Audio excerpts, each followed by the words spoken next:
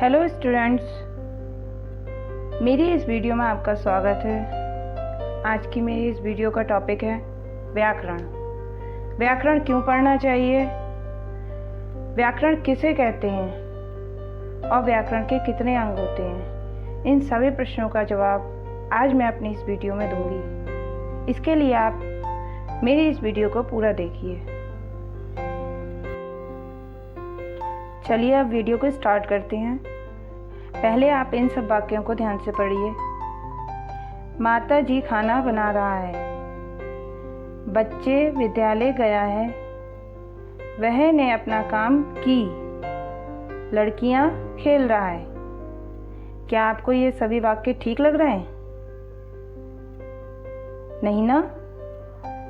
अशुद्ध हैं ये वाक्य। किस दृष्टि से? पहला वाक्य देखिए, माताजी खाना बना रहा है। लिंग की दृष्टि से ये वाक्य अशुद्ध है। बच्चे विद्यालय गया है, वचन की दृष्टि से अशुद्ध है। वह ने अपना काम की है, यह वाक्य सर्वनाम की दृष्टि से अशुद्ध है। लड़कियां खेल रहा है, यह लिंग और वचन की दृष्टि से अशुद्ध वाक्य है।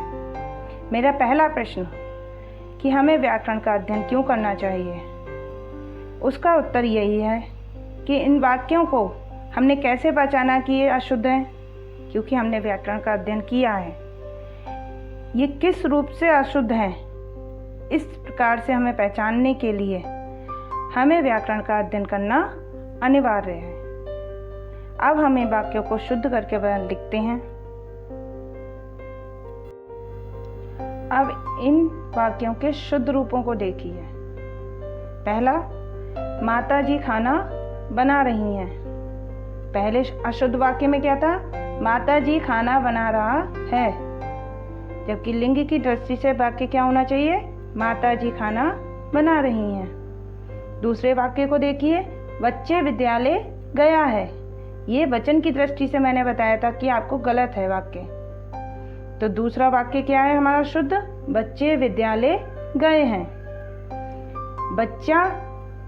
बच्चे बोला है और लिखा क्या है? गया है। इसीलिए ये वचन की दृष्टि से अशुद्ध वाक्य है और ये शुद्ध वाक्य है। बच्चे विद्यालय गए हैं। तीसरा वाक्य देखिए, वह ने अपना काम की। मैंने कहा था कि ये क्या है? सर्वनाम की दृष्टि से अशुद्ध वाक्य है। वह भी सर्वनाम है, लेकिन यह आपको अशुद्ध लग रहा होगा कि वह ने अपना काम की, लेकिन यहाँ पे वह की जगह क्या आएगा? उसने अपना काम किया। की नहीं आएगा, किया। ठीक है। चौथा वाक्य देखिए, लड़कियां खेल रहा है। लड़कियां क्या है? स्त्रीलिंग है और वचन क्या है इसका? बहुवचन। तो क्या आएगा? लड़कियां खेल रही हैं। यह सभी वाक्य शुद्ध हैं। हमें इनका पता कैसे चला कि ये किस रूप में शुद्ध हैं? इनका लिंग या वचन या सर्वनाम कैसे पता चला? इसके बारे में जानने के लिए हमें व्याकरण का अध्ययन करना पड़ेगा। व्याकरण क्यों पढ़ना चाहिए? भाषा के शुद्ध ज्ञान के लिए व्याकरण का ज्ञान होना अत्यंत आवश्यक है। इसके द्वारा ही हम किसी भी भाषा के शब्दों एवं वाक्यों के शुद्ध स्वरूपों और शुद्ध प्रयोगों की जानकारी प्राप्त कर सकते हैं। इसके लिए हमें व्याकरण का अध्ययन करना अत्यंत अनिवार्य है। मेरा अगला प्रश्न, व्याकरण किसे कहते हैं? व्याकरण किसे कहते हैं?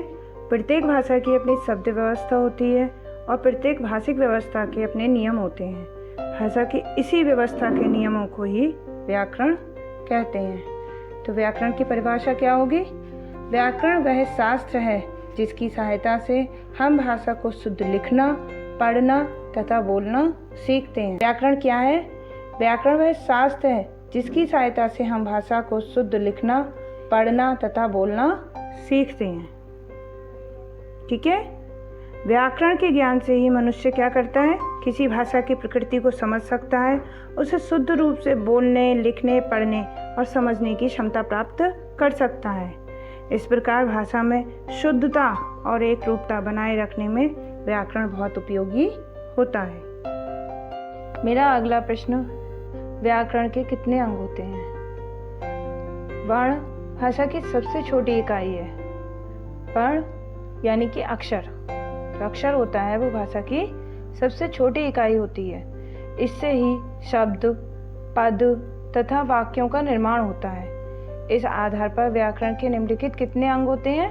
4 अंग होते हैं। पहला वर्ण विचार, दूसरा शब्द विचार, तीसरा पद विचार, चौथा वाक्य विचार। पहला क्या है? जो वर्ण विचार होता है उसके अंतर्गत वर्णों की बनावट, भेद तथा संधि आदि पर विचार किया जाता है। शब्द विचार, इसके अंतर्गत शब्दों की बनावट, भेद, रचना, लिंग, वचन, काल आदि पर विचार किया जाता है। पद विचार क्या होता है? वाक्य में प्रयुक्त शब्द पद कहलाता है। जो शब्द होता है जब अलग से लिखा जाता है तो वो शब्द होता है, लेकिन जब उन्हें वाक्य में प्रयोग करते हैं हम तो वो शब्द क्या कहलाता है? पद कहलाता है। पद, इसके अंतर्गत पद और उसके भेदों तथा रचना आदि का अध्ययन किया जाता है। वाक्य विचार क्या है?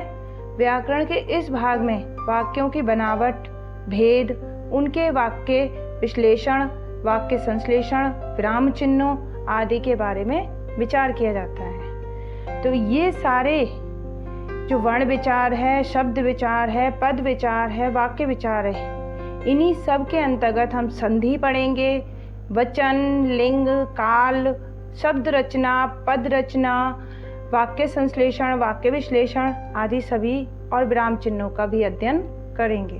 तो मेरी अगली जो वीडियो होंगी उनमें आप इन सभी को पढ़ेंगे।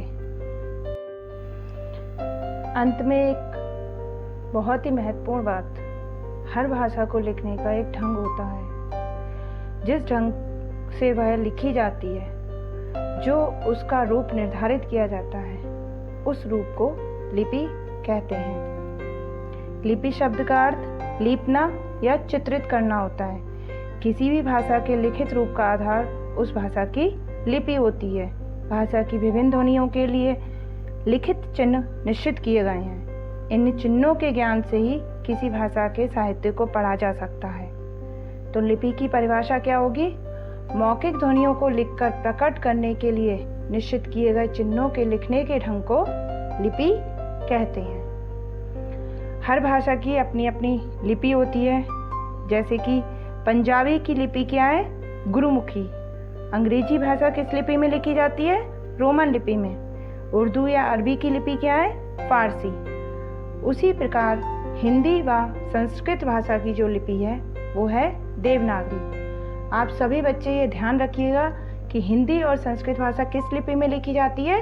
देवनागरी। ये बहुत महत्वपूर्ण प्रश्न है जो हमें सबको पता होना चाहिए। मैंने अपनी इस वीडियो में अपने सभी प्रश्नों के जवाब देने की पूरी कोशिश की है। यदि अभी भी आपको कोई डाउट है तो आप कमेंट सेक्शन में मुझसे पूछ सकते हैं। मेरी इस वीडियो को आप ज़्यादा से ज़्यादा लाइक करिए, शेयर करिए और मेरे इस चैनल को सब्सक्राइब करना मत भूलिए, जिससे मुझे आगे आपके लिए वीडियो बनाने का और साहस मिले। पास में लगे बेल आइकन को दबाना मत भूलिए, जिससे जब भी मैं अपनी वीडियो बनाऊं तो आपको उसका नोटिफिकेशन सबसे पहले मिल जाए। धन्यवाद।